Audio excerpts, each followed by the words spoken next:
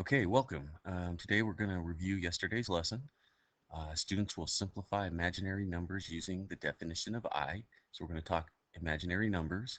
So go ahead and pull your notes out and let's get going.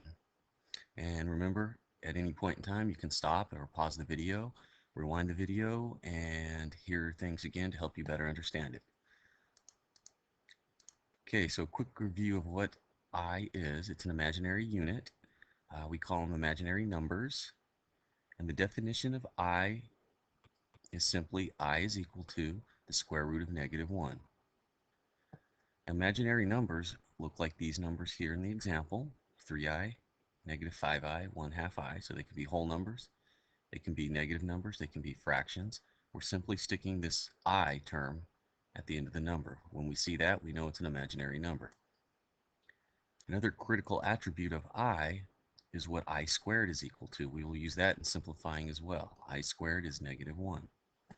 One of the most common mistakes that is made is somehow these two definitions, or this critical attribute in this definition, turns into this expression. I is equal to -1. That's not true. I is square root of -1. I squared is -1. Again, I is the square root of -1. I squared is equal to -1. They are different, so don't make this mistake. Okay, moving on to our example we looked at yesterday. And yesterday we wrote complete sentences on example number 1. So I showed you the work and we basically looked at this and said, okay, what are they doing in the first step? What are they doing in the second step? What are they doing in the third step? So to quickly review these steps, we said, okay, in the first step, let me get my pen going. Let's go black. In the first step, they are simply taking the negative and rewriting it by splitting up the -1 from the 9. So -1 times 9 is still -9. So we're simply just rewriting the expression by pulling the negative off.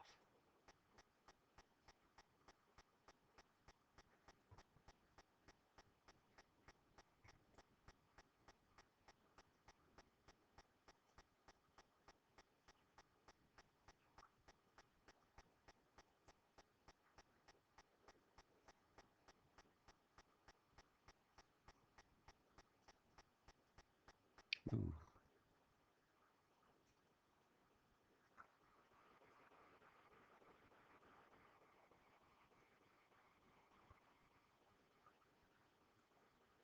Okay, apologize with my writing, but it's hard to write on this tablet. So again, step number 1 is rewriting the expression. So the expression here is -9 by separating the -1 from it. Okay, we want to separate the -1 from whatever's left. Okay, step number 2, we're looking at going, okay, I'm separating the -1 so I can literally split it up into two radicals, and that's step number 2. Step number 2 says, let's split up into two radicals.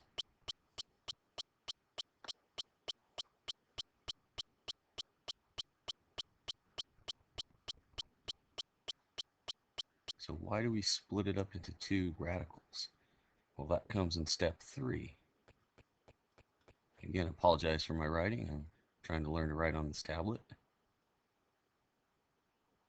So split up, split into two radicals.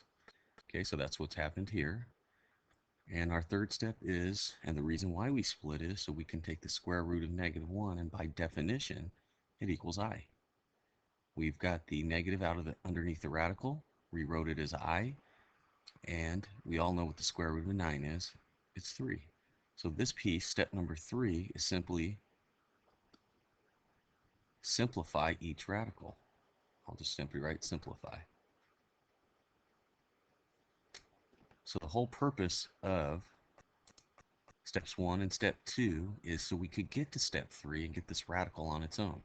So again, rewrite the expression, pulling the -1 out of the expression so I can Step 2, split it in two radicals so I can get this piece right here. Let's go blue. I'm looking for that piece right there, and that simplifies the I.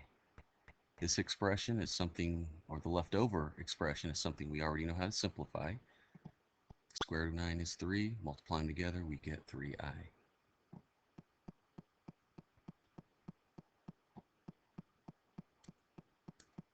Okay, the other problem we looked at yesterday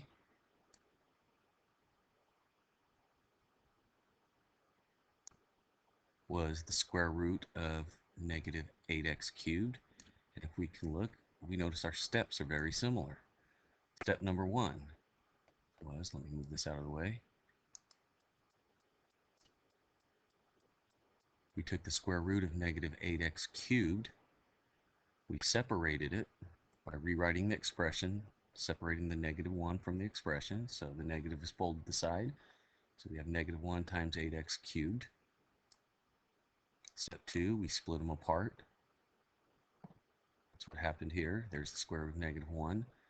And then step 3 means simplify. Now we know the square root of negative 1 is simply just I. We've already established that by definition. The square root of 8x cubed, let's review how to simplify that. So I'm going to go to a different page and do some side work. So I have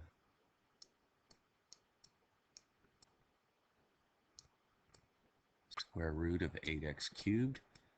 We didn't really cover too well on how to simplify radicals in this form, but we spent extensive time switching them to rational exponents. So I know this square root of 8x cubed is the same thing as 8x cubed to the 1/2 power. I'm going to distribute through the 1/2. That's 8 to the 1/2 times x cubed to the 1/2.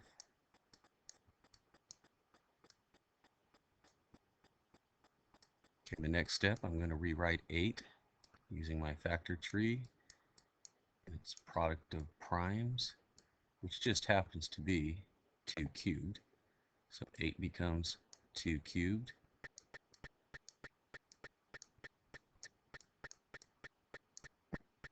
And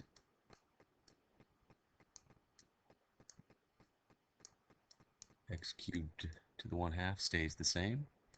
We'll do the power property next, means I multiply my exponent. So 3 times 1/2 is 2 to the 3/2 power. And this becomes x to the 3/2 power, again by the power property. Okay, so we wrote it with a rational exponent. We distribute through that rational exponent, which is 1/2. We rewrote 8 into its smallest base, multiplied the exponents using the power property. And now it's simply, because it's a improper fraction, rewriting as mixed numbers.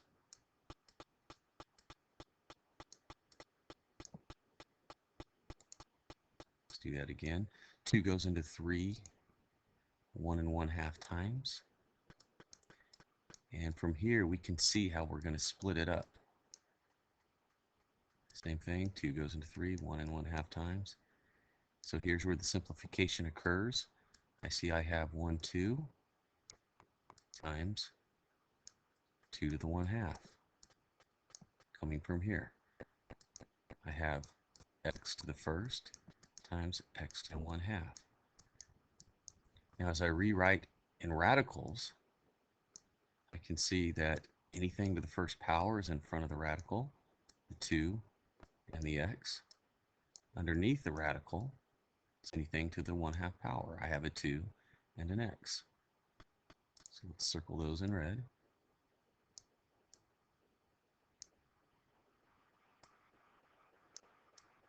So with a quick simplification, I can see that this simplifies to 2x to the times the radical 2x. So cube root, or the square root of 8x cubed simplifies to 2x times the square root of 2x.